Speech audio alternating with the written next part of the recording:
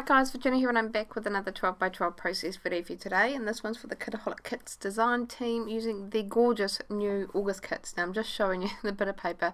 It's a good thing I got the paper add-on kit this month because Camille the Cameo well and truly annihilated my first cut of this, because the pink Fresh Studio papers are a lot thicker than normal, so I chose a thicker cut setting, and I didn't bother to do a test cut, and yeah, she chewed it to bits. So the second time round I managed to get it to cut. I cut it twice and it cut out beautifully. I slowed it down, it decreased the blade depth, and it went through nicely. So if you're interested in my cut settings that I used on these papers, I use an auto blade. I use a blade depth of 2, speed of 1 for this exclusive cut file this month, and a force of 31, and I cut it twice and it cut through really nicely second time around. So I cut it out of one of those gorgeous watercolor print pattern papers. The only downside is because I've destroyed one and there's some of it left, and I've used this one. The back side is that gorgeous floral wreath, so I don't have the wreath to play with, but that's okay. I'm totally okay with this because I'm so happy with the end result of this layout. It turned out absolutely stunning. So it's not very often I create a layout that's very nice and light and bright and just flows beautifully. So yeah, I'm okay with sacrificing a piece of paper. Okay, so I used the outside portion. I made sure that that mandala cut file fit on the cutting mat so that there was at least a 1-inch border around all 4 sides of it, because I wanted to border my layout with the excess that was left over from cutting the cut file. So that's what I've done there. I just trimmed it down so that it was a 1-inch border around the entire lot, and then I grabbed my white cardstock and I trimmed 1 inch off 2 sides, and then I went ahead and stitched in white thread around the border, just a straight stitch, a single line, and that's pretty much all I've done to my background. So there's about a 1/2 inch of that pattern paper showing. I'm just finding the center point of that white cardstock with my ruler, because I wanted to make sure that that cut file was central on the page. And doesn't it just look lovely like that? It's really pretty. I love that those kind of watercolors in that cut file design kind of fit perfectly with the border around the page. So I've gone ahead and I've just backed that cut file with some adhesive foam squares, just some tiny ones, and I'm just using the center point of that cut file and lining it up with that pencil mark that I've made on my white cardstock, and easy as, it's done. I didn't back this one, I didn't feel the need. I felt like it could kind of stand on its own. And yeah, okay, so I've got 2 photos. They are of Edison and my husband, her dad, at the beach a couple of years ago, and they're kind of like the dogs in the photo too, but it's this really kind of pretty silhouette of them. You can't really make out any colours in them. They're all like a nice dark shadow, and then you've got the waves rolling in. It's just really gorgeous photos, and Hamish is just kind of throwing her around in the air, helping her kind of miss those waves that are coming in. It's a really cute little moment that I've captured there. So I wanted to document them, and I thought that they'd go beautifully with the kind of flowy nature of the design on the pattern paper in the kit. Okay, so I've gone ahead and backed them with one of my stash items that I've pulled into this month's kit. The design team are all bringing in 4 items from our stash to coordinate with our kits to help us use up a bit of our product, and to show you guys that really each month these kits work great with your stash. And one of mine was that vellum from Rosie Studio. I've had it for a number of years, and I wanted to bring a little bit of softness behind those photos, but a little tiny pop of gold as well, so I chose that floral one. You can't tell it's a floral design, I'm totally okay with that, but it's a nice light pop of interest. And then I'm going in with the cards that come in the pocket page kit. They're a great way to use them, or you can use them to back cut files as well, which is what I often do. But I'm just bringing in one who's like a peachy pinky colour behind the photo, and then I'm adding a green one, and that's determined by the positioning of my photo. So you can see I've got that one that's backed with green towards that greeny blue section, and then the pinky yellowy one is up towards the pink area. The one on the right I've just popped up on some foam because it's a little bit of a closer shot, so I'm bringing that to the forefront of the layout with some foam. And now I can start the fun part of embellishing. So I'm just putting out some bits that I think I'm going to use. And I'm going to go through the die cuts first. I'm completely skipping those Amy 10 die cuts this time around, just because I know that they're not going to go on the page. I want it to be very, very light, so I'm being super selective in what I put on this layout. So I'm just kind of sifting through. There are some really intensely coloured die cuts as well, and I'm like kind of brassing over them really quickly and just looking through what else we've got. So I'm pulling out a few pieces now. There's that green banner, which I end up finding quite hard to use, but I wanted to get it on because it says just go with the flow, which is perfect for this beachy photos. And there's that other gorgeous pinky peachy colour sentiment that I really like that I wanted to get on. A little floral. I did contemplate getting that really colourful floral one on, but then I felt like it was kind of taken away from the design.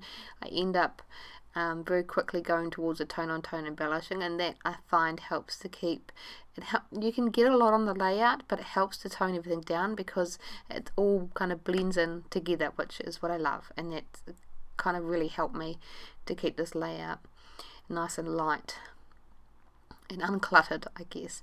I'm going to bring in a few of those little puffy Amy 10 hearts. I thought they were gorgeous, and at first I've got a purple and a peachy coloured one up there, and I wasn't sure. I felt like that dark purple might be dominating the page a little bit too much, and I thought maybe that peachy coloured one would be a good option, but in the end I decided to go with the purple because I wanted to bring a bit of balance, and that peachy one I would have to kind of bring down towards closer to the pink one. So the purple one it was, and I don't mind that it's a lot darker than the rest of the purple.